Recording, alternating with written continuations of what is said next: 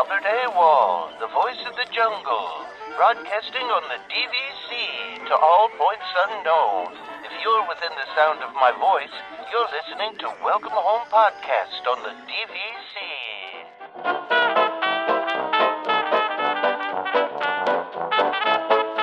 Hello and welcome home. This episode of Welcome Home is brought to you by DVC Resale Market. Thank you for joining us on episode 346 of Welcome Home, a Disney Parks and Vacation Club podcast. I'm Tom, here with Trevor. How's it going, Trevor? Hey, pretty good. You know, we had so many things we were talking about before the show. I know. There's something that I did want to start talking about on the show, and I completely forgot what it is now. Oh, I was talking about how it was around your trip planning. Yeah, it probably was. Because Trevor and I were playing around with AI, and sometimes AI goes a little too far and does things that you don't want it to do. So yeah. But anyway, it's a challenging space to be in. But anyway, this is Saturday, right? We're recording this on Saturday. My trip is I'm leaving on Thursday morning. I'm going to leave as early in the morning as I can. We try to get a good jump on things. I don't like sitting in traffic, and my daughter's up at 6 a.m. anyway, and I'm usually up at 6 a.m. anyway too. So, we usually will leave here. We wake up at 6, we get ourselves together, and we're out the door, right? There's no more packing that happens at, that day, right? Everything's done. Of course. Yeah, right? It's get up and go. Yeah, but, because this is happening on a Thursday and we just have all this, we have just the general life stuff, right? Like my daughter had a soccer game this morning. I'm doing this right now. My daughter's got, Easter event thing. I think there's a birthday party thrown in there somewhere. There's gymnastics. We just got all this other stuff and we're trying to accomplish stuff in between there. It's challenging. Trevor, I don't even know where my MagicBands are at this point. I'm still trying to find my MagicBands. That's where how far behind I am on all of this. I'm not even at the most basic right now.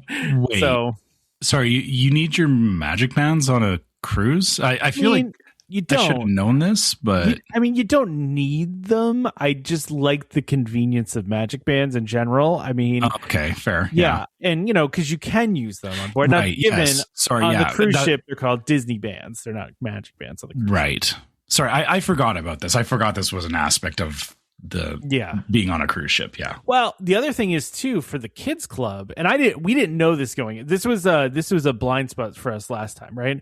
So my daughter has, the newer MagicBand. She has older ones too, right? But we didn't realize for the kids club, the MagicBand actually has to be charged, right? So we just sent her in with an uncharged one, because if they don't have a charged one, then they actually will give you one there, that you kind of rent, and they actually will put a charge on your account that they'll take back when you return it. But because of the way the way the kids club works is they track the kids, they know where the kids are at all times. So if we go to pick her up, they know where to find her, right? Which I'm fine with. The idea of tracking people with MagicBands is slightly creepy, but in this particular application, it makes sense to me, and I'm fine with it.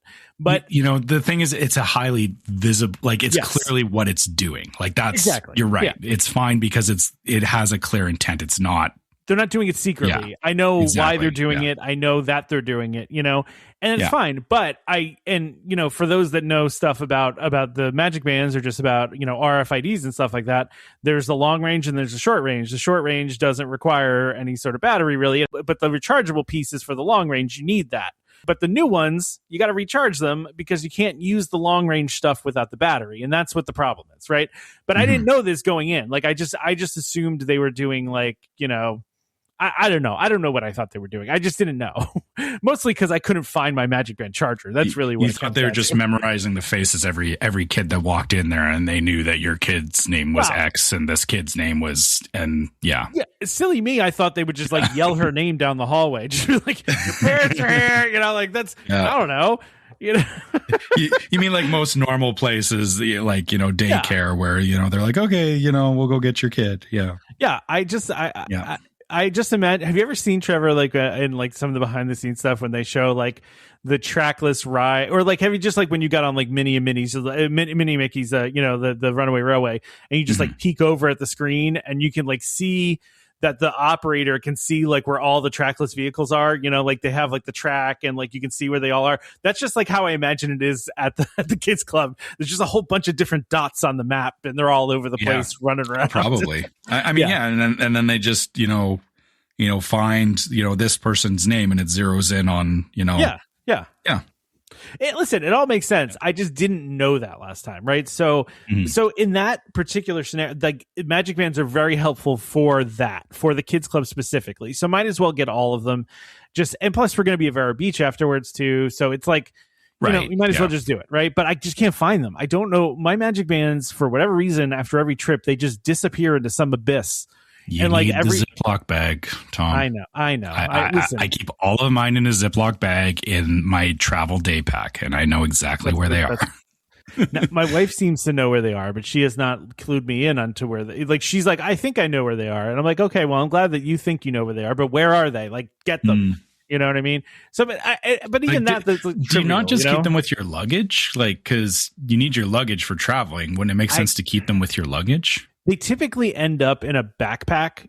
See, here's the difference though, Trevor. Is you're flying somewhere, right? So you're throwing everything in your bag, right? Like because we're driving, a lot of times a lot of the stuff we're using on the last day ends up in a backpack, right? Because we're not packing these things up. I mean, my MagicBands are in a backpack as well, but it's specifically a travel backpack. It's reserved for that purpose. It's not like it doesn't get mixed in with the other bags we have in the house. I guess that's, we've got like 100 backpacks floating around this house. So like they're probably in a backpack somewhere. I just don't know where. Right. So that's just not problem number one. Right. Like, but I haven't, and I know you, Trevor, you start packing like a month before the trip. Like I am so last minute with this stuff. You know what I mean? And my wife's like, well, we got, all week. And I'm like, no, we don't. I was like, we got Monday through Wednesday. That's it.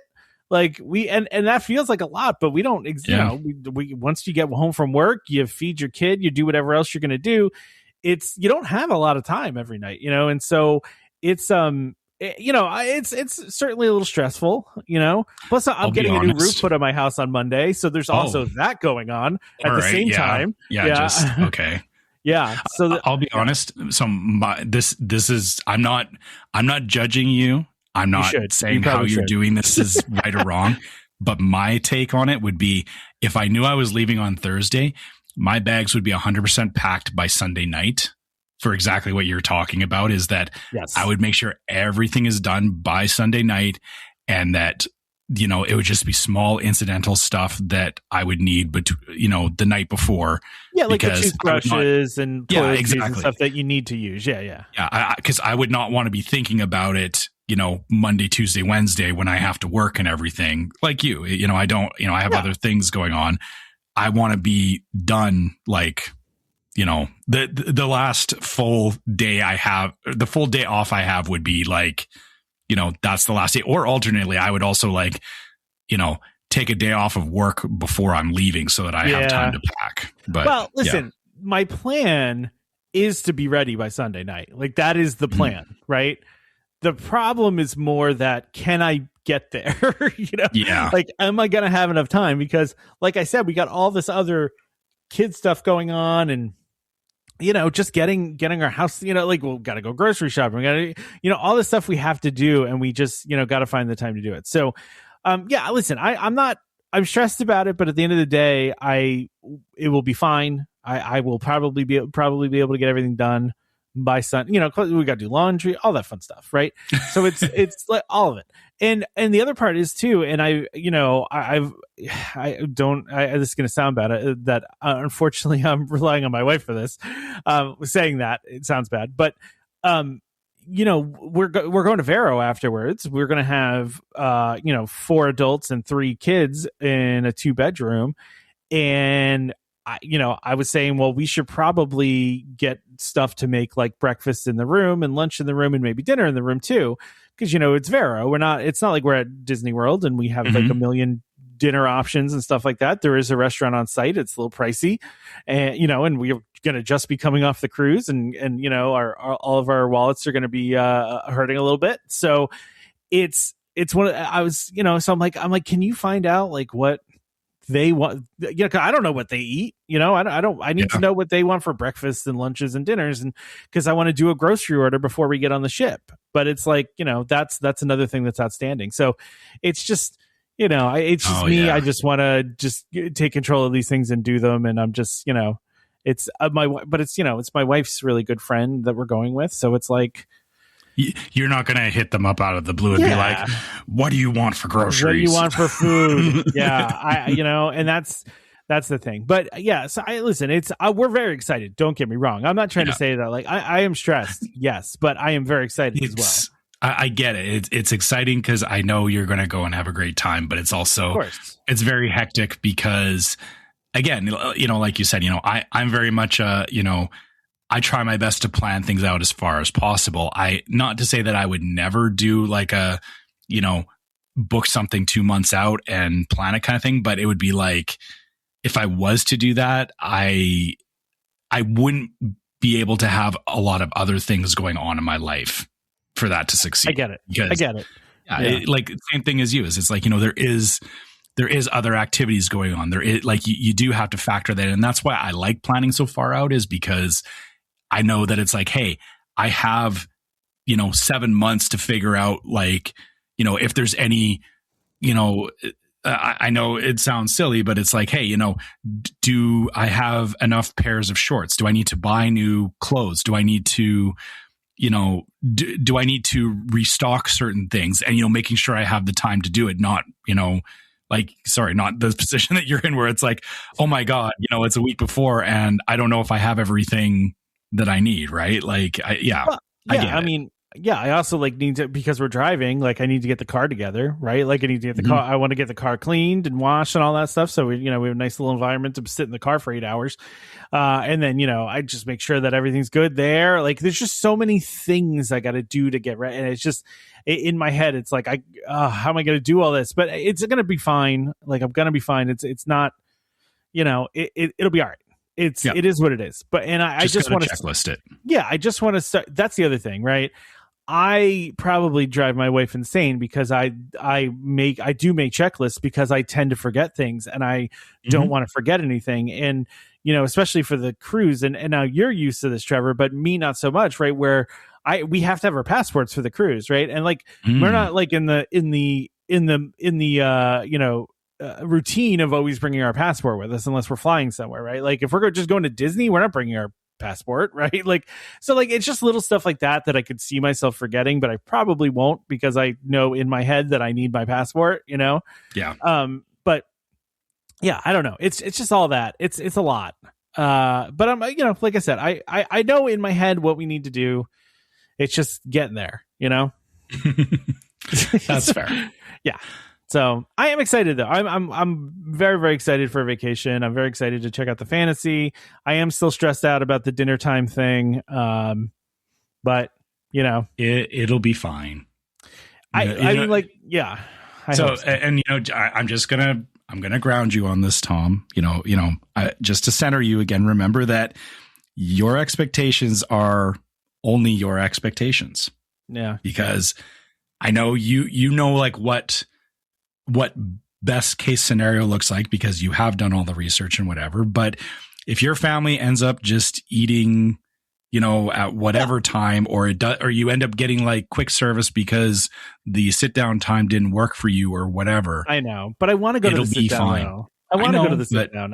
They're cool restaurants. I want to check them out. And this may not be the time that you get to do it. The same, I'm the same way where I'm like, hey, there's lots of things that I want to do. I want to go, take trips to various Disney parks, but I realize that, now is not always the time.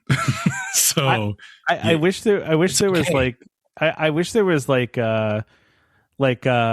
shady people standing on the ship, like when you get on being like, people that are selling tickets for events, like I got four like for $5.45. I got four for $5.45. Gray market resellers of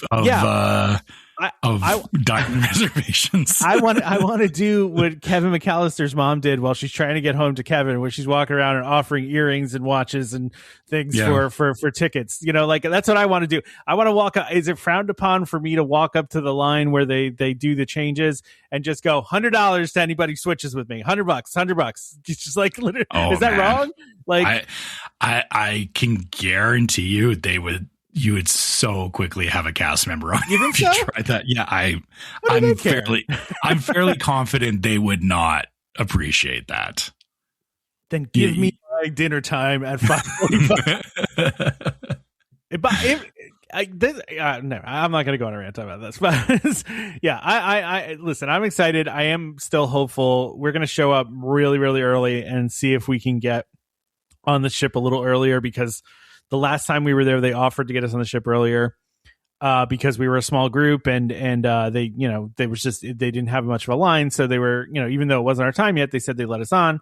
And from what I've read, so that's what my plan is. And my mom is also telling me, because of spring break and everything, she was, so I think I've talked about this on the show many times. We will drive down to my mom, who lives in Ocala, Florida, which is an hour and a half, 2 hours from Port Canaveral. My mom was telling me the other day, because of spring break, that it took one of her friends about 3 hours to get there, because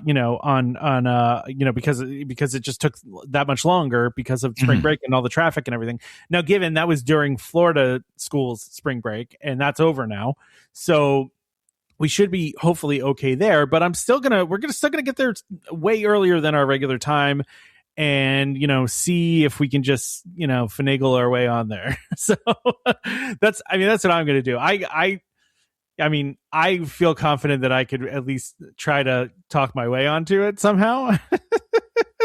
So just be polite. That's all you got to do. Trevor, you know me. I am a very polite human being, so I am. Yeah, I will be very polite, and it'll be all right. We're going to do what we can do. I understand, you guys have a method to this, but if you have a free spot, could you please get us on there? Just want to slip a 20 in their palm, just do like a little. Okay. No, the Tom, money's not going to solve this problem, Trevor. Is that what you're trying to say? No, Tom. Okay. Tom. I can't bribe Disney cast members? You can't bribe the cast members. Why not? Oh, wow. Okay. Why not, Trevor? Why not? Why not? Well. All right, listen, if any listeners out there have ever bribed a cast member, let me know how it went for you. If anyone out there doesn't think we're joking, Trevor. Everybody's bribable. Everyone out there doesn't think we're joking. Who's joking? Tom. I can't. What? That's how you get, you get the good table when you go to dinner. You slip. I have never. You never done the slip of the. Never. No? That's not a thing where I live. Palm of 20, and you slip it in there. Yeah, come on. I mean, yeah, sure. You're making me feel like a criminal here for doing something. I've never seen. I mean, yeah. So I've seen it on TV. I've never seen somebody actually try and slip money to the hostess at a restaurant or something. Okay. Listen, I am mostly joking. No, I'm not going to. I'm not going to do that. Yeah, but I listen. I wasn't joking before though. If there were somebody that had the right amount and had the earlier time and wanted to swap, I would pay somebody to do that. No problem whatsoever.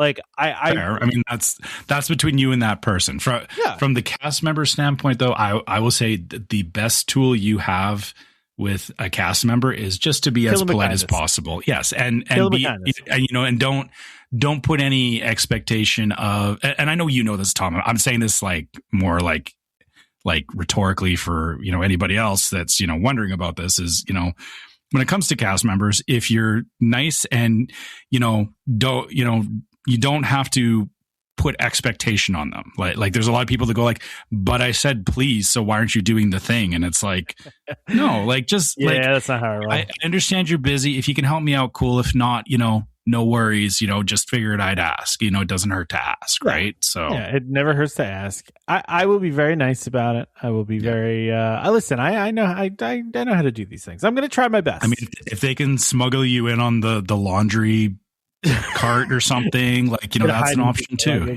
No, I'm not going to do that. Nobody think that. Just tell them you'll ride up on the luggage thing if that's easier for them. Like, leave it up to them. Let them give you the options, right? All right, yeah, exactly. Yeah. Anyway, this went to weird places. Okay. Yeah, let's get into our rundown. I want to talk about this email from Jason. So yes, I love this for so many reasons, but I think the biggest one is how full circle of a thing that this is, right? It is. Jason, and we're still talking about cruises, just so everyone. I'm brace sorry, yourself. everybody. I know we've been cruise heavy lately, and if that bothers everybody, I'm sorry, but we do what we can with the cruise thing is coming up because I'm cruising. So yeah, I'm still talking about Vero too. Vero's in there. So yeah. Anyway, so Jason emailed us almost 3 years ago to the day, Trevor. 3 years ago. 3 years ago to the day, April 4th, 2023. So almost exactly 3 years ago. And it was an episode we did, episode 215. And Jason said, during episode 215, you shared the news about DCL coming to Singapore. And Trevor was wondering why you were talking about it. Oh, man, you got called out 3 years ago. I think my statement at the time would have been, I'm not going to Singapore. Why would we talk about this? But it's a fair thing to say. Yeah. But Jason says, me and my family live in Singapore and we're a Disney family. None of your other listeners may have been excited about the news, but that was the best part of the episode for me. Thank you. That's all he said, which was cool by itself. Right. So we get another email and I've emailed back and forth with Jason a couple times. So this is not, but he just emailed us a couple days ago and said, as with any good trilogy, here's the conclusion to the experience you both set me out on 3 years ago. So he just got back. Him and his family just got back from the maiden voyage of the Disney adventure. So how funny. I just love that this was that, that this came full circle like that. And, it's funny because he mentions, and he sent us a very long email, Jason, and I really love all the stuff he wrote in there, but I can't read all this on the show. So I'm going to try to just hit some of the moments because it's a lot. Right. And it is. Yeah. I've read through it as well, and yeah, it is a lot, but I love it. I very much love it, but we are going to summarize it for you. Yeah, for sure. But he mentions the past couple times he's because you and I have been talking about the adventure and how cool it looked, and he said each time I wanted to shout, "Tom, the ship is as cool as you think it is." And he loves San Francisco, which you pointed out, and I've seen videos of it. It's awesome. I mean, it just looks awesome. Yeah, the whole San Francisco Street. I mean, it just looks awesome. The thing was amazing. He says, I love that he says there's video games themed to be each of the Big Hero 6 characters there. Yeah. And I'm like, oh, that's so cool. I would love to see that. It's so cool. And I actually saw a video of the Duffy store. So one of the crazy things about this ship is the first day you're there, if you want to go to any of the merch shops, you have to make a reservation just to go get merch. And which is they don't do on any other the other ships. And when I watched videos of this, I understood why. There were huge lines for merch. Like even with the reservations, the crowds were crazy, and especially the Duffy store, which because we've talked about this before. They're seemingly Duffy everyone Duffy's Duffy. Yeah, Duffy is Duffy overseas. You just got to respect it. Yeah, but Jason mentions that the Wall-E show was great. Which I like that Wall-E gets a show. Good for Wall-E because Wall-E's like one of the best Pixar movies ever, and it's but somehow still underrated. It does get overlooked by a lot of other shows. It does. Well, because it's kind of a weird movie. Like nobody talks for like an hour. But that's what makes it good. That's what makes it great. Yeah, it's just so different than other movies. The Hollywood Spotlight Dining Room. I mentioned that one to you, Trevor, to watch the video of that because. And he mentions here that it was gorgeous, and they had a pianist and a bassist and someone singing and doing songs and talking about the animators table, Trevor, which is actually one that is on the ship that I'm going on, although it might be animators there's two different versions. There's Animator's Table, and I think it's Animator's Palette, and I'm not 100% sure which one is on the fantasy. Someone will tell me, but I forget. But there's a whole thing where you can draw characters, and then they take them and then they animate them and put them on the screens while you're eating, which is, they do this on the other ships. This is not new, but it's a very cool thing. And then, just talking about how much, you really liked everything, and it was, how cool things were, and they got a lot of like Maiden Voyage merch and stuff like that. What's cool about this though is this, he's in Singapore, so this was the first experience he got to have with this, which is really cool.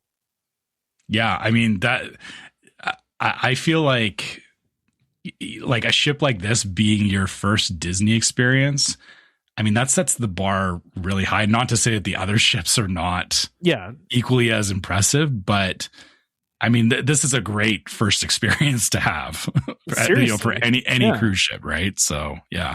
Yeah, and the other, he also had a couple criticisms too. Now, listen, it's a maiden voyage. You're going to have some things that are not great. I mean, even when we went on the Treasure, when the Treasure was only a couple months old at that point, and when we got on, we think it was like the first or second sailing of like a whole new crew, and we had some issues, right? I am understanding of these things, right? Because it is, everybody's a human being, and it takes time to get used to things, and even just for somebody that's cleaning the staterooms, right? Like, where is everything? Where's all the stuff? To get into like that routine, it takes time, and so that's why a lot of times these first maiden voyages, or the first time that anything opens, it's there's always a little bit of challenges, and a lot of people were talking on the internet that the roller coaster on the ship was not working, and I would be kind of bummed if I went and that wasn't working, but you also have to understand that, again, it's new, and he's understanding here too. He gets, you get it. But the thing I was picking out of this though, and there were a couple shows that had a couple of issues too. But what he mentioned was, the beautiful thing was leadership on board realized they hadn't achieved everything they wanted, and to say sorry, they issued a cabin credit of $100 of onboard credit for not living up to full potential. That is classic Disney stuff to do, and not something that every cruise line is going to do. They're just not. And I talked about this before when we were just down at Disney World for the Christmas party, and we went to breakfast, and breakfast was taking a really long time for us to get a seat. And I didn't even say anything. And the manager came up to us and said, "Hey, whatever drinks you guys want this morning, it's on us." Like, that's the kind of stuff that sets Disney apart, because they proactively will make sure that you're having the best time possible, even if things don't always go right, because they're never going to always go right. They're not. So, but yeah, I just love this whole thing from Jason. And also too, Jason mentioned that that Singapore has put on a firework and drone show every night during that weekend for the ship being there. And he says, "I now know why Tom loves the drone show so much. It was an amazing thing to see." And Tom still has not seen a Disney drone show. No. So you've got that one up on him, Jason. Whatever. I'm so bitter about this. But yeah, listen, Jason, thank you for writing this detailed thing. I really wish we could read the whole thing, but you gave us really and I really appreciate all the details, because I like I said, I've watched videos on it, and you only get so much out of the videos, and truthfully, I think I'd love to have you on to actually talk about this. I think that would be a lot of fun. But we just, with my vacation and everything, we're gonna have to plan that out. But thank you for first of all emailing us for the first time 3 years ago, and then for following up with us. Just awesome. And hey, just sharing, like he says, being able to be on a maiden voyage is a rare opportunity, and he's got that family memory, and appreciate you sharing it with us as well. Yeah, so, that's awesome. Thank you for sharing that with us. Seriously, so great, and I'm glad your family got to do that and had a good time with it. So hopefully you can do it again sometime soon. So yeah, exactly. Anyway, that I just am so tickled by the fact that it was 3 years almost exactly to the day that he first emailed us, and he just was like talking about how much he appreciated us talking about the cruise ship, and then he actually goes on the maiden voyage. Like, it's just cool. Yeah. just feels very complete. That's that's why we just keep talking about stuff, right? That's right. Because everything, not everything appeals to everybody, but sometimes you don't know, like, we talk about things like years ago and you have no idea like what it's going to actually unfold into. And it's always cool to see like the end result. Like, I'll say this now is, in the back of my head, I'm trying to not get myself overhyped, but I want to believe that the Monsters Inc. Or Monstropolis, I guess I'm just gonna start calling it Monstropolis because you call it Monsters Inc. Land. It's Monstropolis. It's Monstropolis. I want to believe that it's going to be amazing when it opens, and I really want to go and experience it, like, early on if possible. But maybe I'm just saying this now, so in the hopes that in a couple of years that I can be like, we're going to the preview or something like that. So you never know. I always like being there for the first to the last, right? Like I was. Yeah, I will say actually, recent experience for me was, me and my brother going to Epic Universe during the preview of it, because we were there like 4 days before it opened. That's a similar experience. Like, we got to, in a similar, experience to Jason was, things were not functioning at 100%. And we knew that going into it, but, still just the idea of, getting there and, and it wasn't even a matter of being there first. It was just a matter of getting there to experience something as it was unfolding. Right. Yeah. I mean, listen, that's really cool. I was at the last performance of Illuminations, right, which was also very cool. Because that's one of my favorite shows ever, and I just it just happened to work out that I was going to be there during the last one, and that was a really cool thing. Even though like there was a thunderstorm that rolled through as we were doing it, it was pouring rain and windy, and there were a billion people there, but it's that kind of stuff that's really cool, and you don't forget.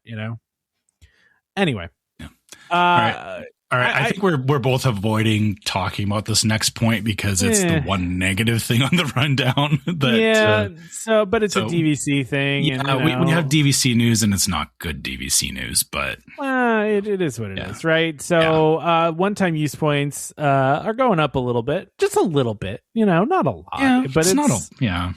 It's not great. But I've actually never used one-time use points, Trevor, because I haven't been in a position where I didn't have enough to borrow, where I needed to buy anymore. But but they were previously $20 each per point, right? And which was actually, the rate was $17.77 per point, and then the plus taxes. Now the price of the points is increased to $20 plus the tax on top of it, so they're $22.50 instead of it's not a big increase, but it's there. It's a thing. But it falls in line with Disney's general increase of point value, I guess is the best way to put it. It's like when you look at when they're selling points, we've all seen it over the years, is that, for new resorts, price per point has been trending upwards. Of course, they would want to keep the single-use points kind of in line with that, because I know we all treat points as an ethereal thing that, it's just my points. What's your problem? They do actually have a monetary value tied to them because they are used for the rental of a hotel room, basically, right? So so I get it. They're adjusting. They're adjusting with costs. I don't want to say inflation. I think it's just they're looking at costs and realizing that they can charge more. Yeah, I mean, that's their prerogative. And like you said, it's not one of these things that you use, or I guess if you're having to use one-time use points on a regular basis, my statement to that would be, why haven't you bought another contract yet? Yeah, I mean, just that's kind of the thing, right? Like if you're in that position where you're constantly having to do it, it's probably that you don't have enough points to begin with.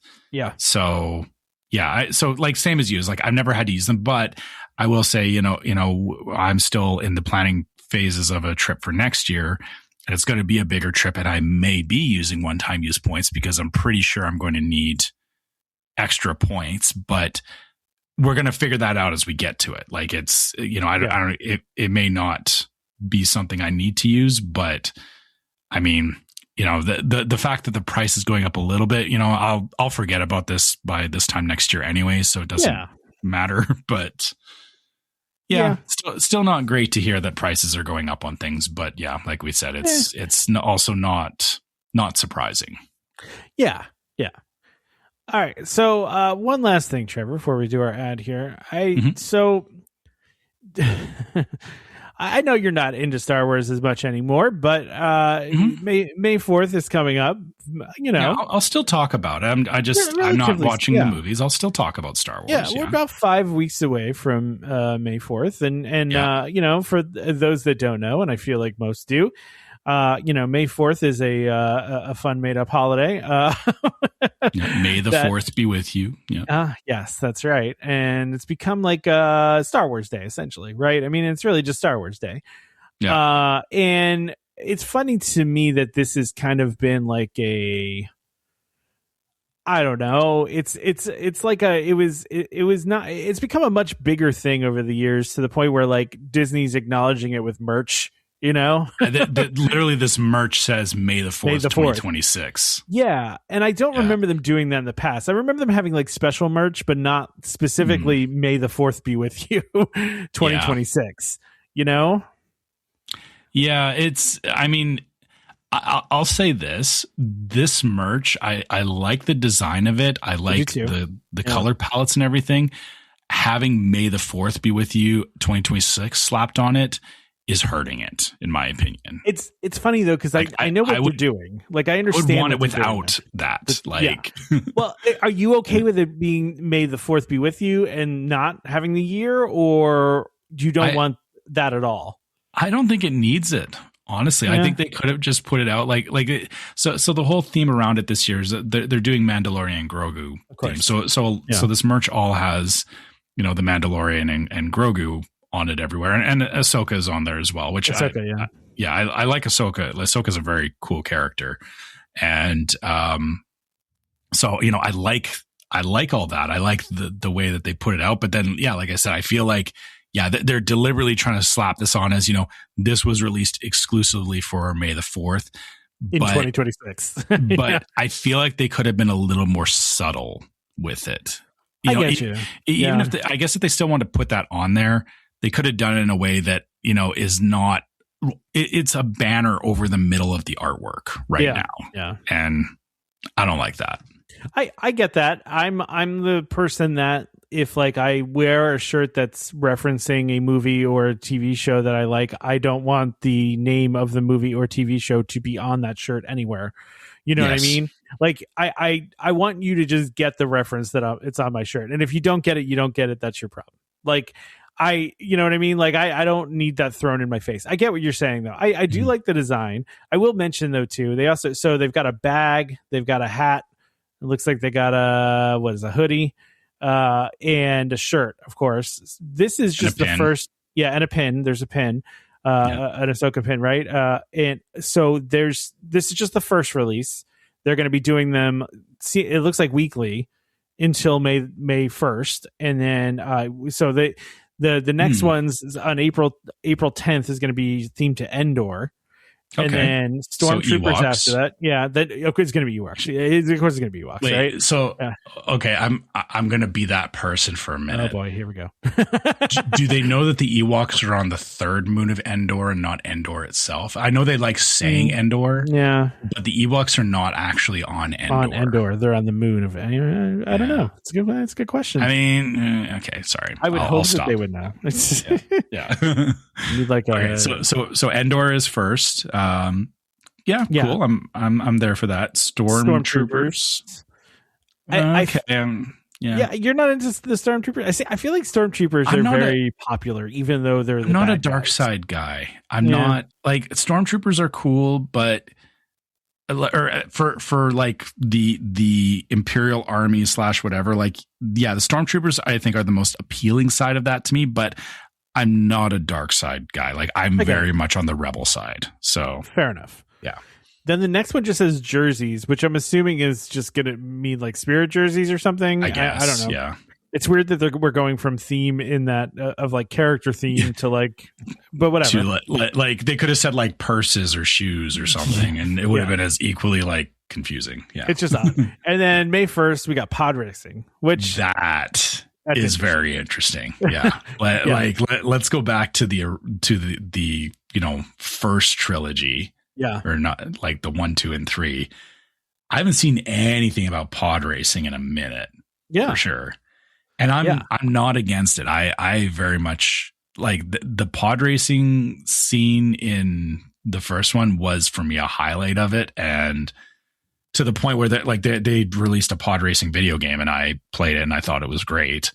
And I feel like pod racing could have been a thing in and of itself within the Disney or the Star Wars universe that they just never capitalized on. So it's interesting that they're giving it a nod right now.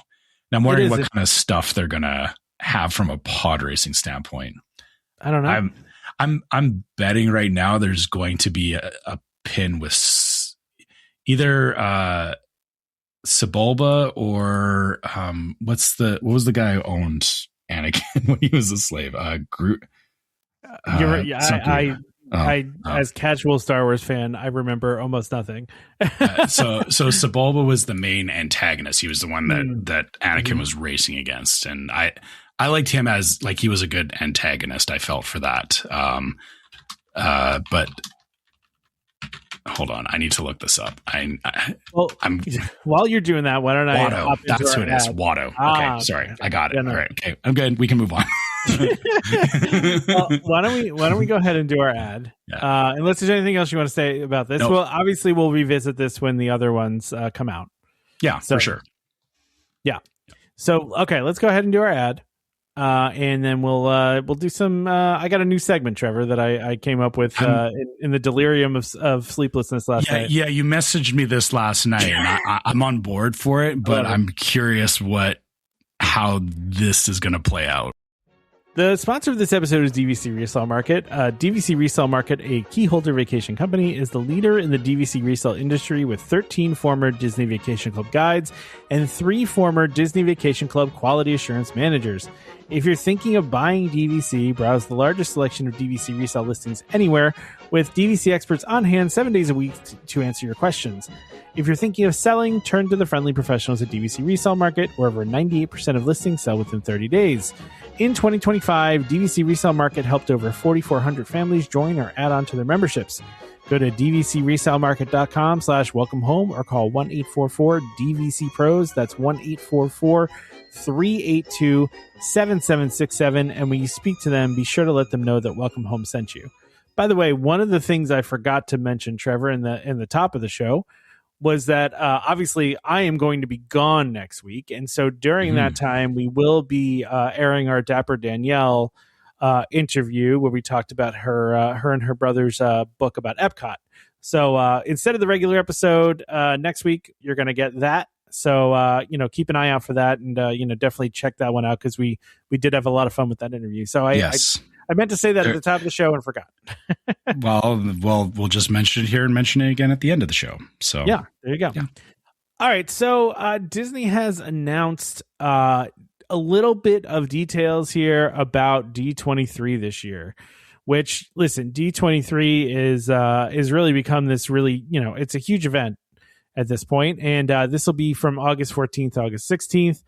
But there's a lot of things that they're going to do during this, as they always do. They have, some really interesting events that they're doing. They have the Disney Entertainment Showcase, the Disney Experiences Showcase, and the Disney Legends Awards ceremony. And also they're doing the return of the fan favorite D23 Mousecade, which is which is a Disney costume contest. Now it's a cosplay contest, yeah.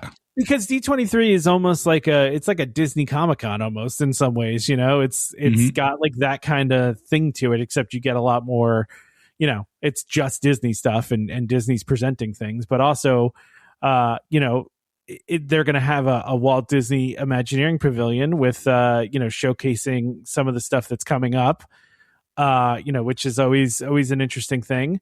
And there's a bunch of other things that they're working through here. And by the way, we have some new Disney legends too, Trevor, that were announced.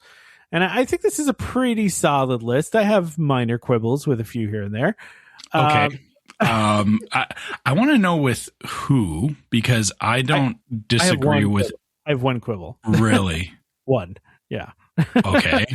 Well, all right. Well, you can't leave it at that. Okay. Well, so here's the honoree list for 2026. It's Susan Egan, Dwayne Johnson, Anne Hathaway, Alan Tudyk, which I think I love that Alan Tudyk. I'm a huge Alan Tudyk fan. I love the fact that he's getting this. Jonas Brothers, Lin-Manuel Miranda, Eric Goldberg, which if you don't know who Eric Goldberg is, he's been like one of the biggest, like he's one of the main animators at Disney Animation. He's been there a long time. He animated Genie. That's as much as you need to know. Yes. He's very well known for creating Genie in Aladdin. So Jerry Bruckheimer, Chris Berman, Kim Irvine, which good for Kim Irvine too. She definitely, I think, deserves that. Again, if you don't know who that is, Imagineer, has worked there since she was young. Her mother is Madame Leota, so there's that. And then of course Bob Iger, which again makes sense. Mm-hmm. My only problem is Dwayne Johnson.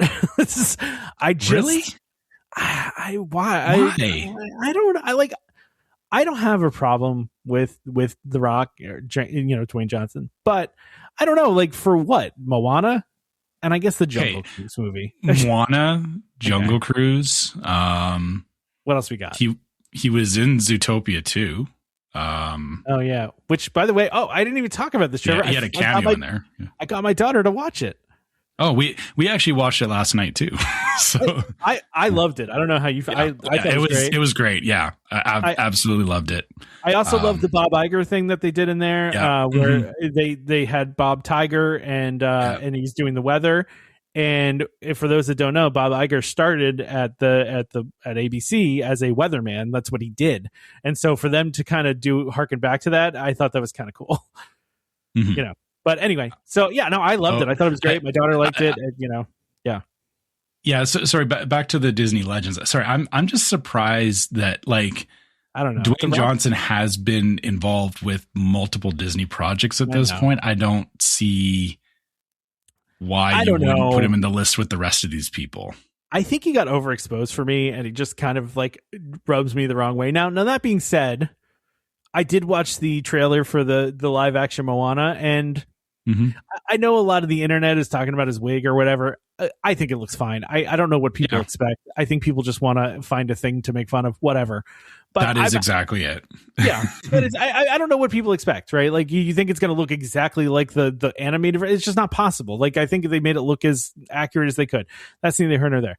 But I thought the trailer looks pretty good. I mean, given it's a live action and there just looks like they're doing pretty much the exact story, but it looks like it's going to be fun. The girl he chose to be Moana is good. And seeing The Rock real life as Maui is kind of cool. I kind of liked it. But anyway, I don't know. I think he just got overexposed for me.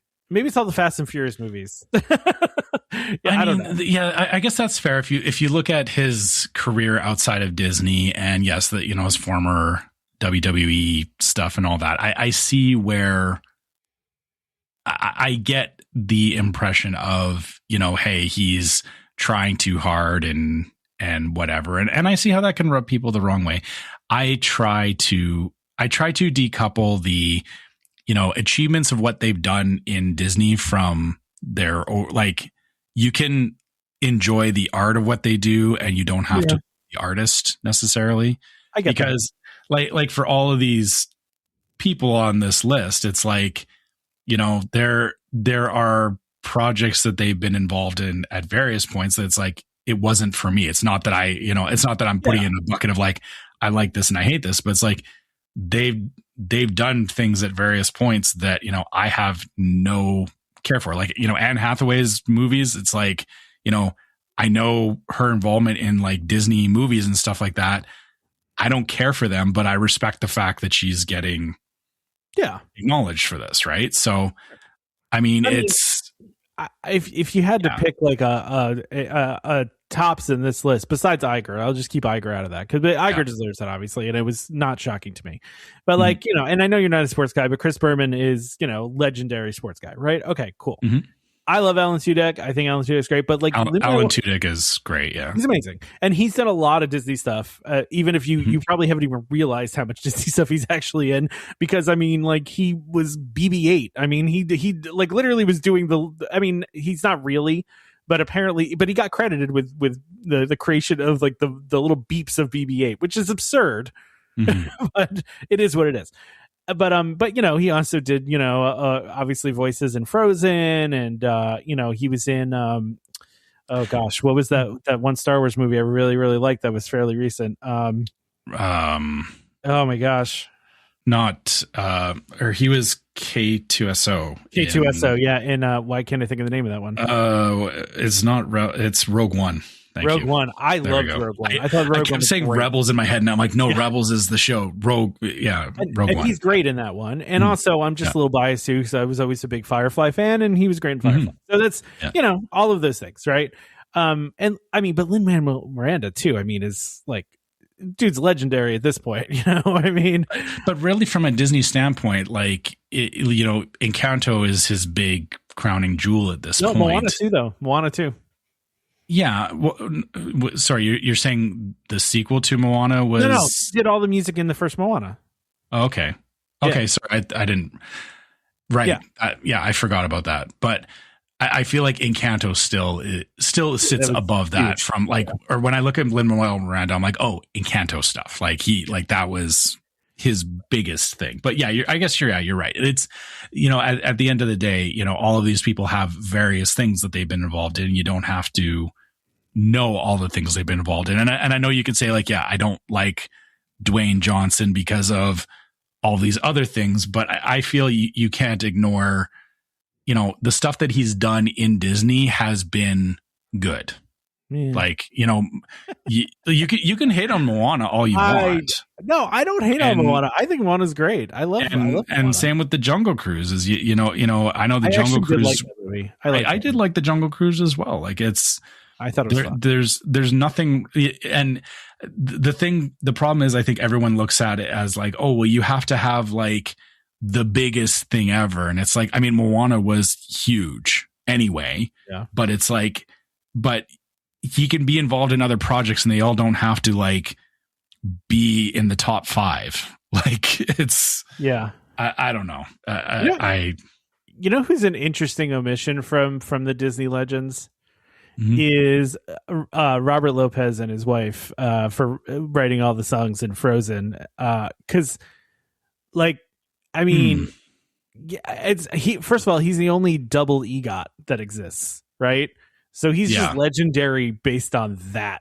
But also, like, the music from both of those movies was insanely huge. I mean, maybe they just haven't done it yet. But I mean, back in 22, they did the whole cast of, literally, like the whole voice cast of Frozen.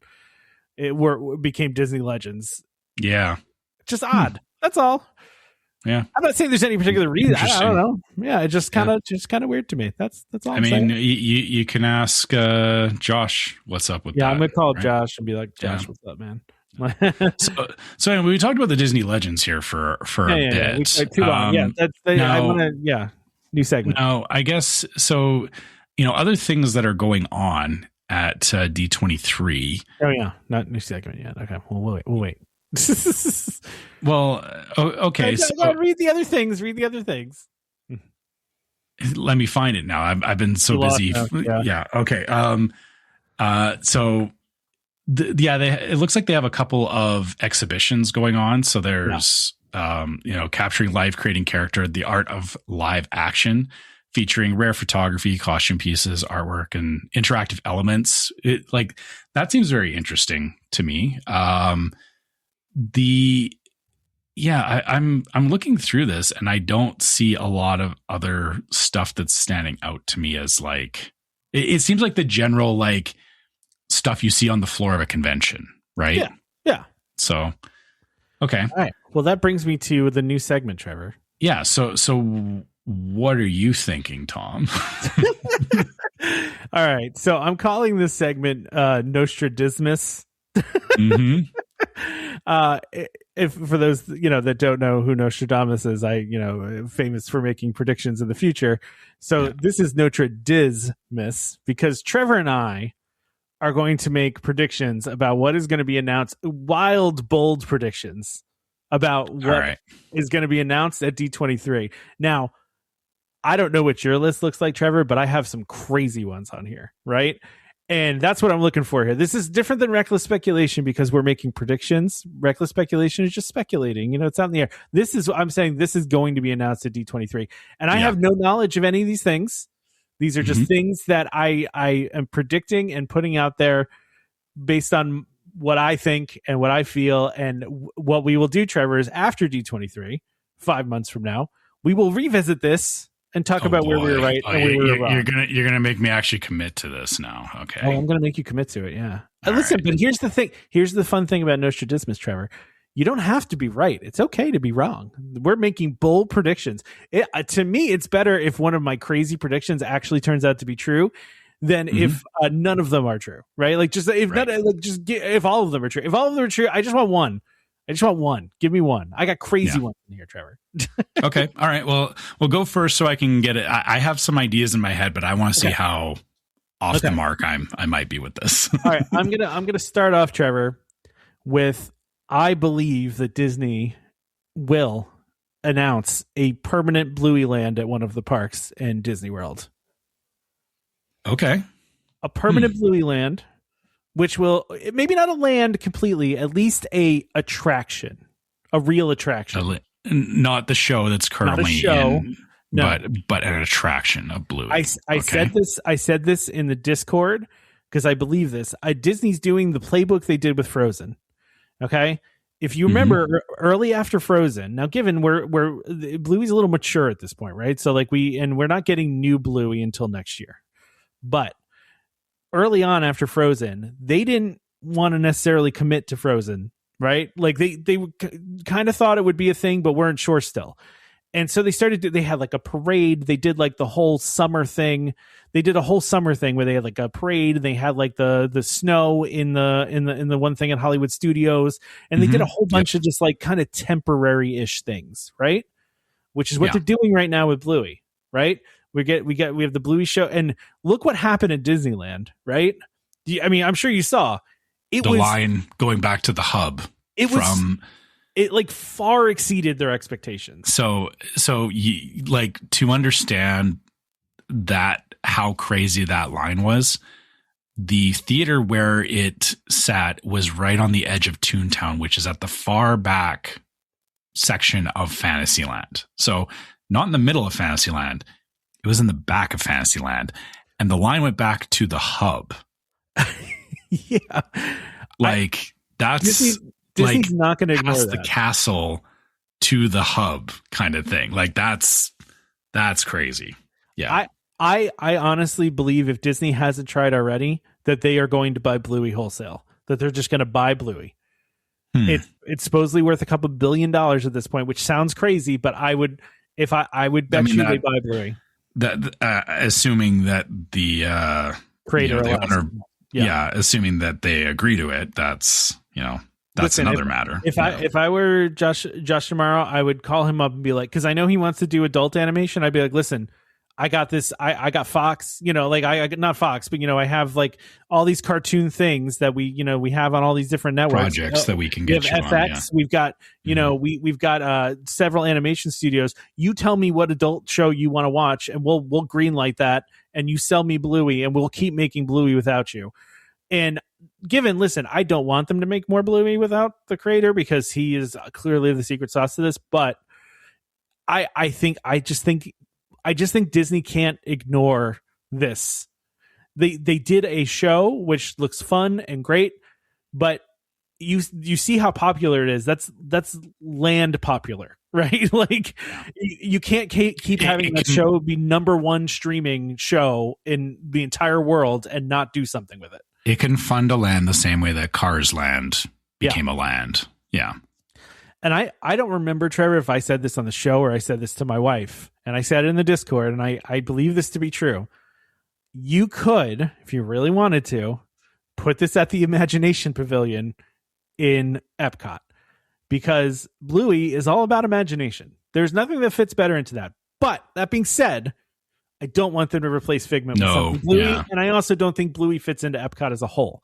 So to me, this goes Hollywood Studios, that where it feels where it belongs. But I don't know. It could also go Animal Kingdom. You could do an Animal Kingdom thing. Fine.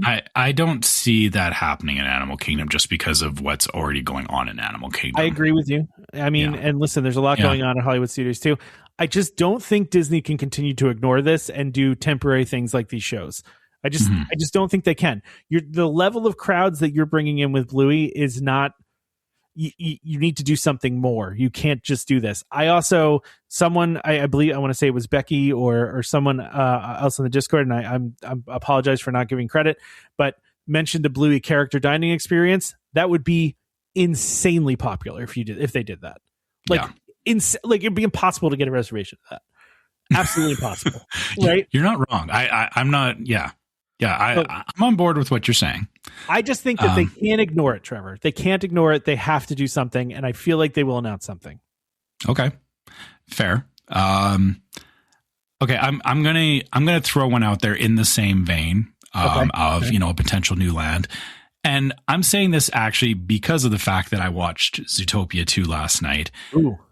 I feel, because there is a Zootopia attraction overseas at this point. There is, yeah. I would like them to announce, I would hope that they would announce something in North America, either an attraction or, I mean, I'll be honest. Okay, this is Crazy Town version of this. No, that's what we're doing here, though. This is crazy. These are bold predictions. This is an opinion. I'm not saying Disney would ever announce this, but my take on Zootopia is it has the potential to be a land or be actually multiple lands. I know what you're saying. Yeah. Which would actually imply its own park. Like looking at Zootopia, it has enough variance to it, and it had like the different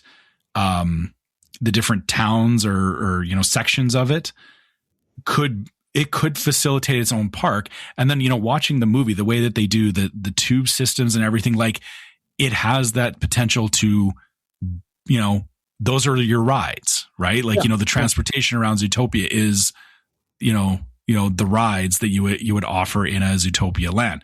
The only problem I see is that, from an IP standpoint, I don't know that it's strong enough, like Bluey, that it resonates well enough, but I don't know that it needs to, honestly. Like, I feel like it could grow on its own. The crazy, like sky high version of this would be a land or multiple, or like a very large land where you have the multiple areas in it or something to that effect. A whole park on its own would be insane, but I would like to see them announce a Zootopia attraction. Not the one that's in the Tree of Life. And let me refine that. Not an attraction, but a ride. An actual, like I would like them to announce like the one from the one that's, I think it's in Singapore. It's in Shanghai. It's in Shanghai. Sorry. Yeah, it's in Shanghai. I actually just saw an article the other day that's the highest rated attraction at Shanghai, which is exactly considering some of the stuff they have there.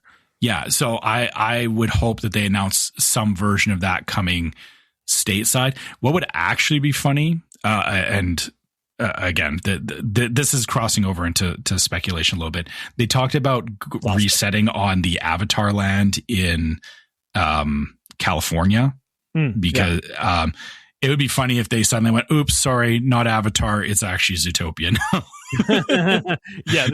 I don't know. Maybe I would love that. I'll just say that right now. So that's my. I feel like a Zootopia ride of some sort.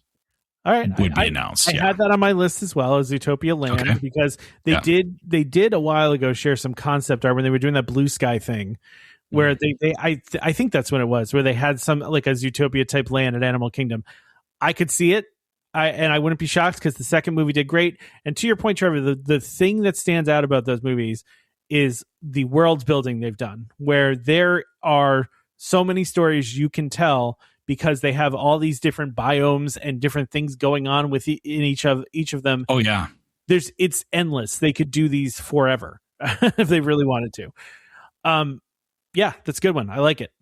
All right. All right. So now I'm gonna hop over to Epcot. I'm gonna go to Epcot here. Mm-hmm. Now that the dust is settled at Epcot, Trevor, the dust is settled. I think we're finally, after 6 years, gonna get our spaceship Earth reimagining. Really? Because, you remember they announced it, they were going to do it, and then COVID happened. I think it's finally going to happen because now all the dust is settled at Hollywood Studios, right? Not Hollywood Studios, at Epcot. I'm sorry. Mm-hmm. And there's nothing going on really at Epcot right now, construction wise, right? Like they're not building anything, right? Everything's pretty much done, right? We got Guardians, we got the new test track, we got all that other stuff. Time for more at Epcot. So Spaceship Earth refurb, I think, is happening. Right? Again, this is based on nothing other than just me guessing and maybe hoping. And I think Figment Ride, Trevor, we're finally going to get some idea on what they're going to do with Figment. You think that they'll announce Figment at this D23? Sure. Okay. No, do I really believe that? No. But do I? I mean, fair. I'm, fair prediction. My only criticism of that is that I feel like it's too early after Josh taking the reins to see anything. I agree with you. I want to see them announce something with Figment. I don't think it's this D23 is the only thing. Okay. That's fair. But fair. But again, we're making predictions. I have my own prediction about Epcot. Oh, okay. What? I think we're finally going to see a repurposing of the Wonders of Life Pavilion. Oh, because that's another one that was on the table, the same as the Spaceship Earth redo and all that. It was. But the thing about Wonders of Life is it is the same as, like how the Odyssey was for the longest time, a bit of a sore thumb before they kind of repurposed it into like a festival area. Yeah. It's just sitting there. Like you walk by and it's like, what is, there's a big empty space there, right? Why is there a giant golden dome over there that's, you can't get to? Yeah, exactly. I hate to say this. I don't know that they'll keep the dome in its current state. Ooh, interesting. So this is where it gets a little crazy, is that I wouldn't be surprised if it's kind of how they redid, what was it called? Energy. Universe Energy. Universe. Thank you. Ellen's Energy Adventure. Yeah. Universe Universe of Energy. They redid the entire building for Universe of Energy for Guardians, right? Yep. I wouldn't be surprised if they're looking at Wonders of Life and take it as an opportunity to redo that building as well. I don't know if it would be a full demolish. Yeah. But I feel like they're, again, to your point of, talking about like, hey, they're done with other things at Epcot. Epcot's kind of settled down. It's in a stable place. They're going to want to start like honestly, the last attraction in Epcot was, actually, wait, was it Guardians? I forget now. I guess technically a new test track, I guess. Yeah, right? Yeah, technically the redo of test track, but I don't count that because it's existing. Yeah, it wasn't a full like new thing. It was a overlay redo, right? Yeah. I think it would be time for them to say, yeah, we have a space here that we can do something with. That's my thought on Epcot, is that I think Wonders of Life, some sort of attraction in the Wonders of Life Pavilion. Okay. I like it. Yeah. All right. I got some more here. I got some more crazy ones. Mm-hmm. All right. These are actually, I have the crazier, like really top of wish list ones and the obvious ones, Trevor. Which one you want me to go with? Crazy? Because I think crazy. Let's hear your crazy first. Yeah. All right. Crazy. We'll go crazy. Monsters Inc. laugh floor will move to the new Monsters Inc. land, and Tomorrowland will go through an entire reimagining. How about that? Oh. Yeah. Interesting. Listen, they're opening Monstropolis. Why wouldn't you move the laugh floor over there? Now you got this big theater over there. Do something with that. We still have an empty spot where Stitch was. Once you have both of those things, that to me says reimagining time, right? And then that whole section of Tomorrowland gets walled off for 3 years. Correct. Tomorrow wall. I don't know, whatever this thing the wall of tomorrow. The walls of tomorrow. No. All right, so that's a crazy one. So okay. I in that similar vein, I was actually expecting them to give a release or an opening time frame for Monstropolis at this D23. I think that we will get a lot of updates on current projects, right? So like Villains Land, Cars Land, Monstropolis. I think we're going to get a lot of that. I specifically am looking for the Monstropolis of course. update. Yeah. Okay. I've got so less controversial ones, right? Mm-hmm. New Disney cruise ship information. So I think we find out more about the Believe and maybe what even the next ship is going to be. Okay. I'm also going to do a couple DVC ones here, Trevor. I'm going to say the next DVC hotel is going to be announced at D23 this year. I don't know what it's going to be. You think even you don't think they're going to focus on Lakeshore Lodge? It's almost done though. Right, but then when they move on to the next thing. Yeah. Okay. I guess you're not wrong. I guess they wouldn't reserve D23 for saying, "Hey, Lakeshore Lodge is opening in October" or something like that. I mean, they probably will, but they'll also. I think they're also going to be a footnote. Yeah. Yeah.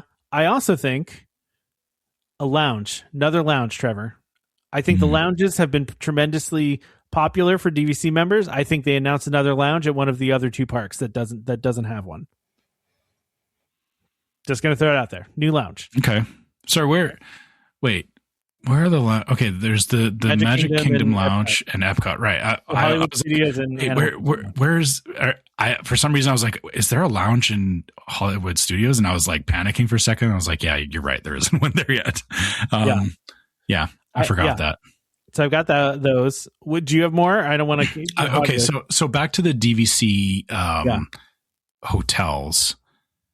If they were to announce a next one, I think it'll be my prediction is it'll be very close to Epcot, whatever the next one is. I think they will, it won't be, or I mean, like they have stuff over by Riviera.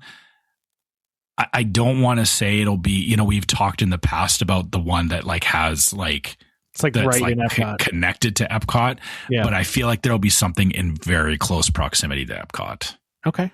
I'm with it. I like it. In that same vein, Trevor, one of my other predictions, more Skyliner. Announcements of extension of the Skyliner. I forgot about them extending the Skyliner. I got so used to just it being the way that it is. Yeah. We've talked about this and you're right. I'm saying more Skyliner and it's going to Animal Kingdom. That's what I'm saying. Yeah. So okay. Yeah, that's one prediction there. Another one.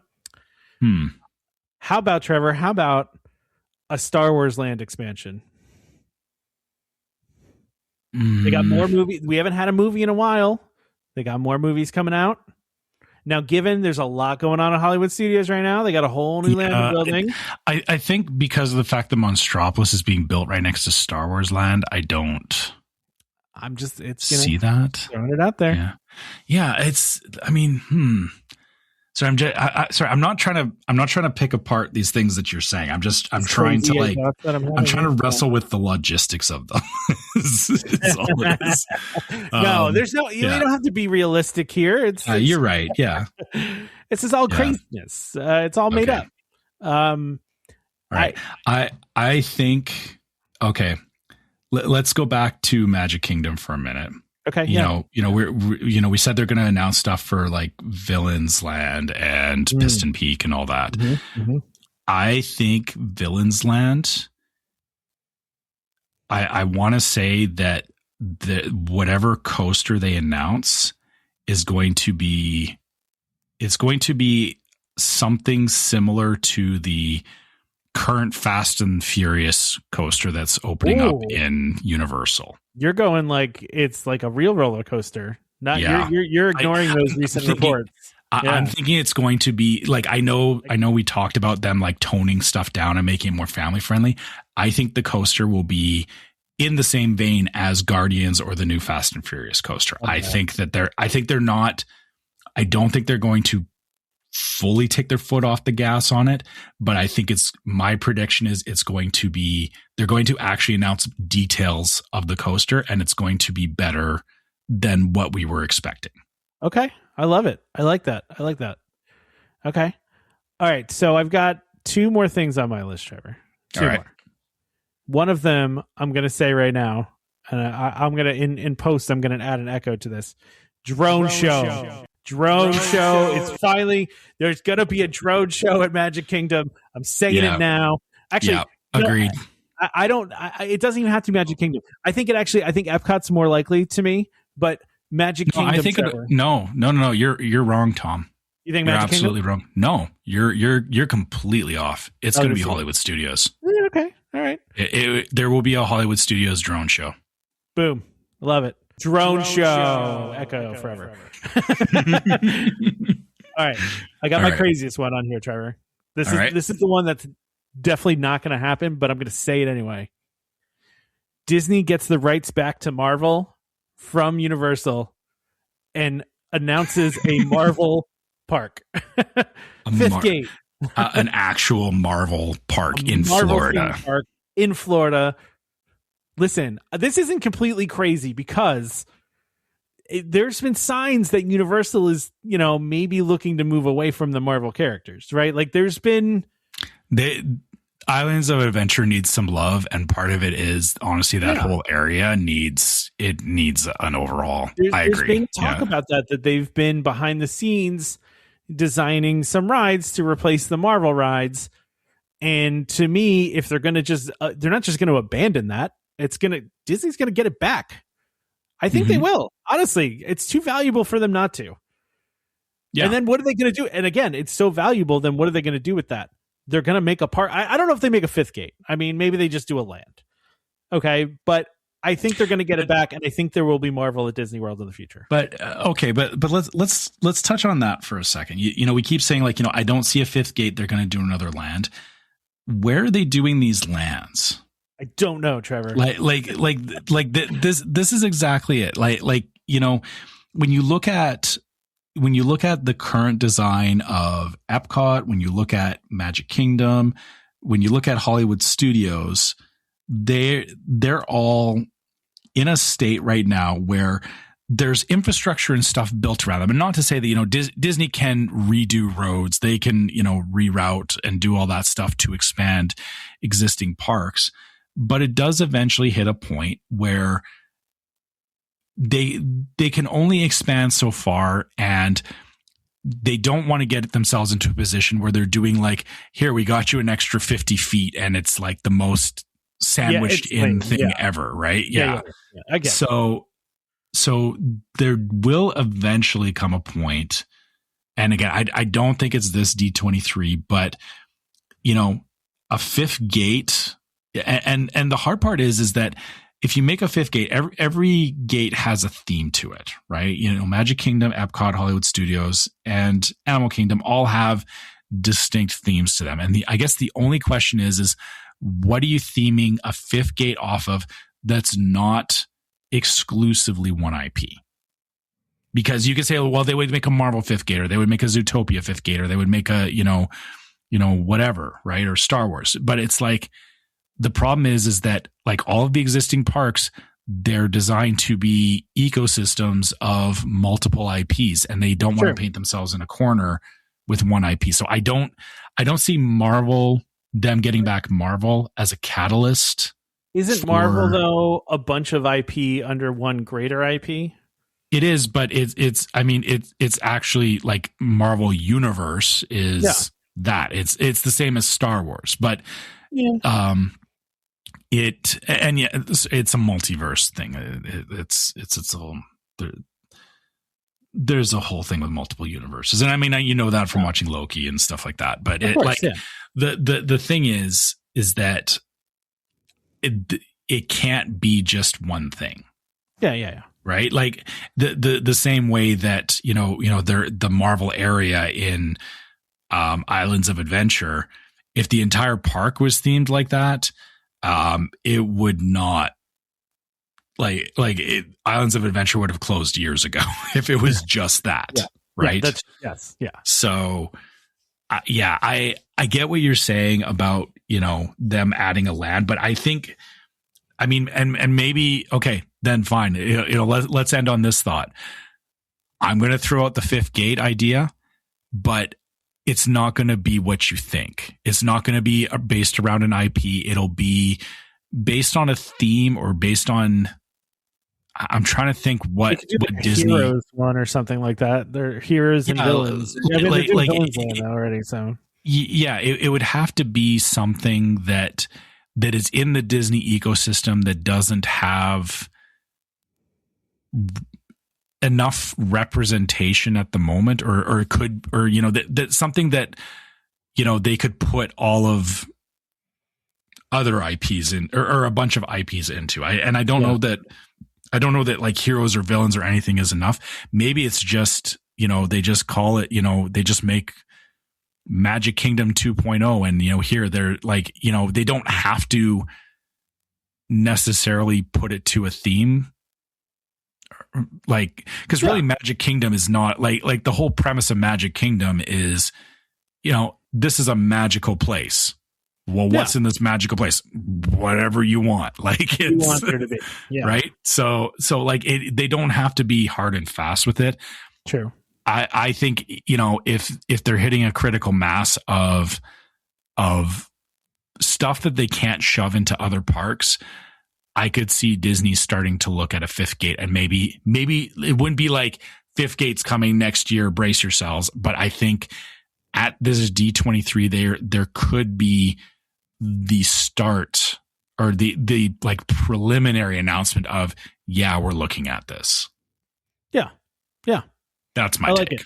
Yeah. All right. Well, that's been the first. We've done predictions before, but I never had a name for it. And now I have to go back and remember this stuff in 6 months and go, I wrote it all down. Wrong. I wrote it all down. I know you did, but these are all. Listen, these are bold takes. We both believe that most of these are not going to happen, but they might.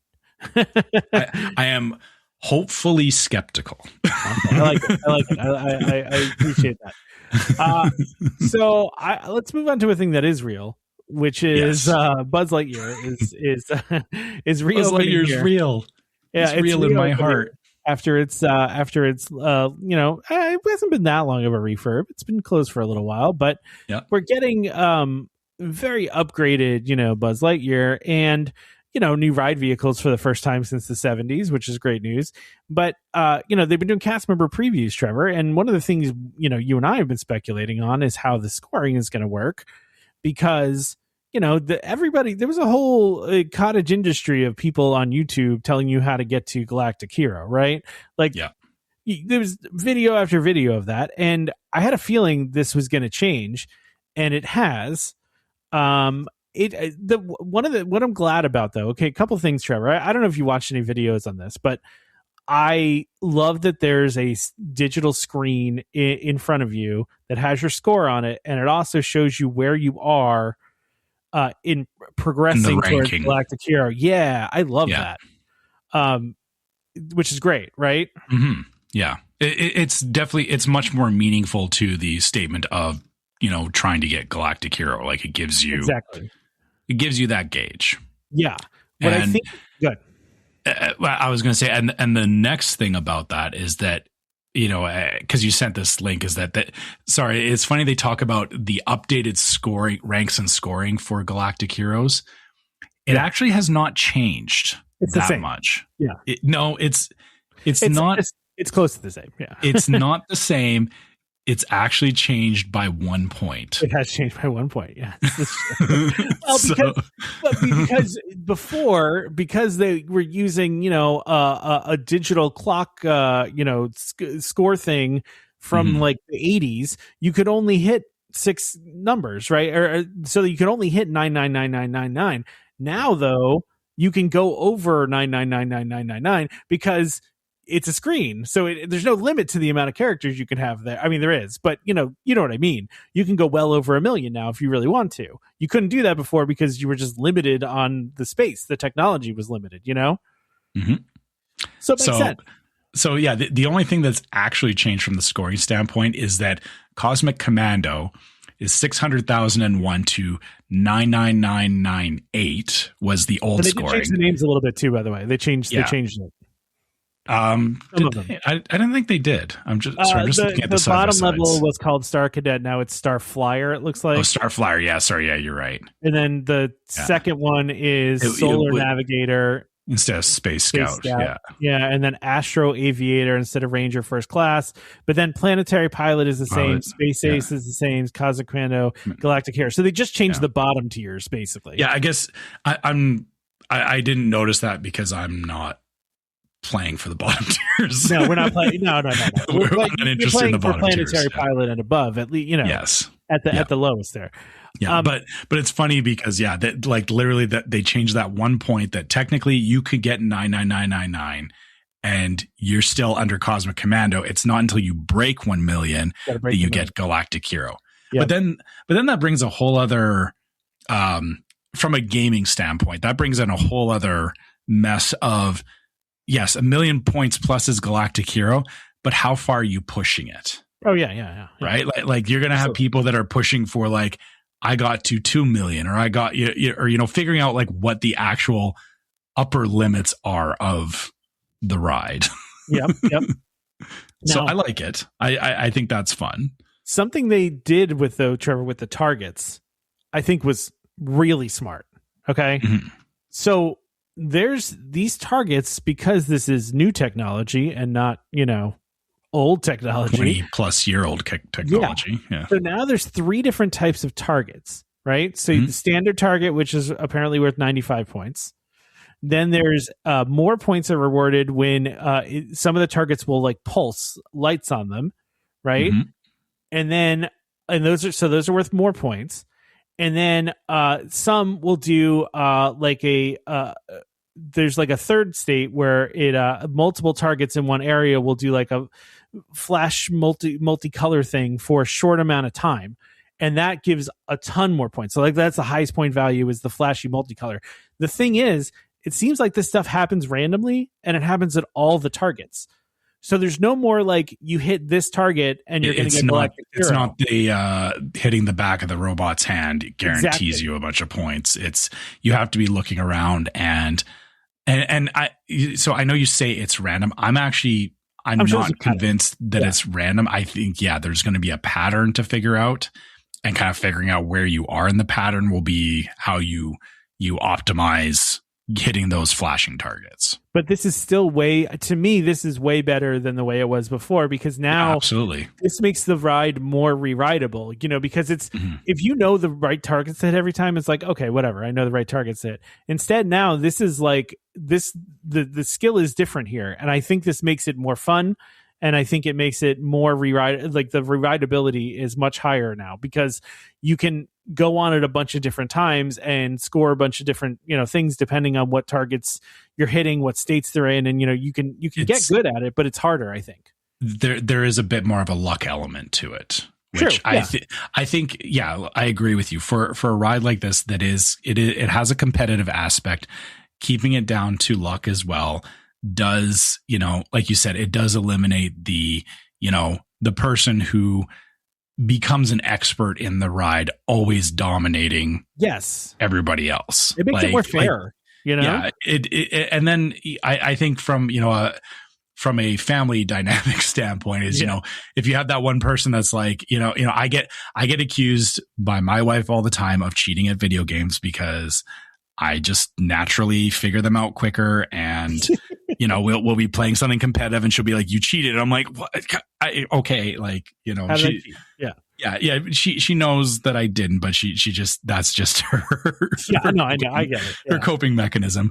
But, this gets it to a place where, I could have a bad run on this and, somebody else can win, and it doesn't feel it doesn't feel like riding with if you are that kind of competitive person where you ride with somebody, you're not going, well, you're just going to win all the time, I don't care anymore, right? Like it keeps it interesting, right? Yeah. So yeah, I really like it. I think it's cool. I like that the guns are detached now, that when you actually hit the target, it indicates that you hit the target. Yeah. My gosh, like it's little stuff like that, but it really means a lot because in the past you just really half the time you didn't even know if you were hitting the target or not. Like now I used in the Disneyland version of the ride, I've used the guns that are detached, and I remember we were I was doing that with my son, and it was great. Like, you can move around. It's so much easier to fire and all that.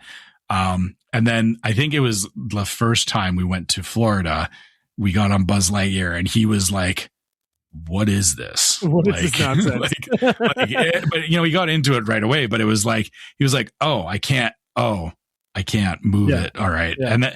And it was like, I think it was at that point, I was like, okay, well, you can drive. I'm not going to drive because I don't want to be whipping you around and, you getting mad because, you can't control where your gun is going. So yeah, this is definitely a lot better for everybody. Also, just from the videos I've seen, they've greatly enhanced the tunnel scene. Because that was, it looked bad for a long time. it was hurting. The projectors were in need of some. Yeah, it looks like they just needed their lenses cleaned because it was always like so grainy and like fuzzy and the bulbs were actually burning out. Is part of what was happening. Well, and also just the animation was old. Now the animation is much better. You can actually shoot at things, and I can't wait to ride this again. I honestly I can't wait to try this out because it just looks so awesome now, and it makes me happy that they kept it almost exactly the same, and they just upgraded the technology. They didn't really change much of the scenes, like pretty much everything's the same. They just changed the targets and the technology and the cars, and like that's all it needed to me. Like, so yeah, this makes me happy. I love this ride in general. Even its old bad state, I enjoyed it, and now in this state, I think I'm going to like it even more. Yeah, this is exactly what Tomorrowland needs right now. Is not everything needs to be the blockbuster like huge ride like Tron. Sometimes like these rides need love too. And I know we finished our prediction part of this, but I'm going to go back to this. I think Disney needs to put some more Omni movers in. I know, like whatever the next rides are. I love your Omni movers, man. I seriously think they just like, why are you not building more Omni movers? I know that there's trackless is the new technology, but Omni movers are solid and you can do a lot more with them than you want to admit. It's fair. Yeah. Okay. All right. Yeah. Anyway, you had one last thing on here. I think we should wrap up. Unless you want to talk about this, I mean, let's just touch on it quick. Arendelle has opened up in Paris, and I have to tell you, Trevor, I've watched videos of this and just looking at the pictures, they did an incredible job with theming in this. It looks incredible. Yeah, this is back to our talk about them bringing or doing more lands that fit with the IP that they're doing. Yeah. I mean, yeah, Arendelle is in the same lane as Cars Land. Yeah. And, I hope, we're seeing that in Paris. I hope that, not Arendelle comes over necessarily to Florida, but, more of this caliber. Like, I hope this is the new baseline for lands and stuff. Cause it felt like they were a little bit like, sorry, you can get mad at me if you want. Toy Story Land felt very not well put together. It was missing a lot when it first came out. It suffered from budget cuts. There was a lot of budget cutting, and they had to cut some corners that they usually wouldn't, and it didn't come out. There's still a lot of great things about it, but yes, I agree with you. Yeah, it took it a while to find its footing because it didn't feel like you said budgeting kind of hurt it. Same thing. You can come from me as well on Star Wars Land. Star Wars Land Galaxy's Edge, while good, it was not complete when it was released. It took a long time for Rise of the Resistance to open up, and there's still elements missing from it. So I hope that they've learned from that, and I hope that, it seems like Arendelle is a good example of they've kind of learned to release the land with a more complete package. Right. Listen, if you go on Rise of the Resistance, I think you'll realize why it took them so long to get it going. It's crazy. But I get it. But my point is that they couldn't manage it properly to have it all come out at the same time to give that impact. Trickling it out didn't do them any favors, is my point. I get it. I also just want to mention, Trevor, mm-hmm. they have a drone show. Yes, they do. Listen, Disney's had a drone show for a while, and they keep doing more and more cool drone shows. Paris does the most. They have been doing drone shows now for a long time, and I believe it's because the drone company that the drone show company that Disney is a partner in is actually based out of Paris. So they do a ton of drone shows at Disneyland Paris, and they've been doing them for a long time now, and they're always super awesome, and it just makes me mad. Just want it here. Just bring it here. They have those little drone boats too, Trevor. We were wondering what those were, and now I understand what they are. So, but anyway, you just want to see a drone version of Gary the Snake that they put on Gary here. the Snake, yes, Gary the Snake, who my wife and daughter absolutely loved as a character, and they really enjoyed that whole part of it. So it was a great movie. I really enjoyed it too. It was a lot of fun. So likewise. But I think I know we should call it here. We've talked about a lot. Yeah, let's wrap it because you got to go pack. Oh, so God. I just have to find things to pack first. Okay. Well, I wish you luck with that. So while you're packing, I'm going to go ahead and mention that we have an email address. As Jason's been sending us emails, you can send us emails sharing your own trip reports, sharing comments and questions about the show. You can always find us there at welcomehomepodcast@gmail.com. You can also hit us up through our website, which is welcomehomepodcast.co. You can go on there and, you can get to the episodes from there. You can also get to the store, but also there's the contact section where you can message us and sends us an email. So, that's one way to get in contact with us. You can also follow us on social media. So we are on Facebook as Welcome Home Podcast. We're on YouTube as Welcome Home Podcast, and we're on Instagram as Welcome Home Pics. So you can check us out in any of those places. Also on Facebook, we have a group called Welcome Home Disney Waitlist that you can join in, that we have, conversations, and, we're trying to, make sure, we're putting stuff out there for, people to talk about Disney stuff, but also we love seeing our listeners, again, sharing their own stuff in there as well. Cause what's more fun than talking about Disney stuff with other people that enjoy Disney. And that's what we're trying to do here. So, so we have all that. If you want to help support the show, you can go to store.welcomehomepodcast.co. You can check out our different merch there. If there's something you don't see there that you think you would like us to get into the store, drop us a line. Let us know. We have been trying to add more stuff to the store. So, let us know if there's a particular piece of merch that you would be interested in, or, like I said, if you buy the merch and, you're rocking the merch in the parks, send us a pic. We'd love to see that as well. And also in a similar vein for supporting us, we have a Patreon. So you can go to patreon.com/welcomehomepod. Check out our different levels of Patreon support, which have an exclusive logo on the merch that you can only get through Patreon.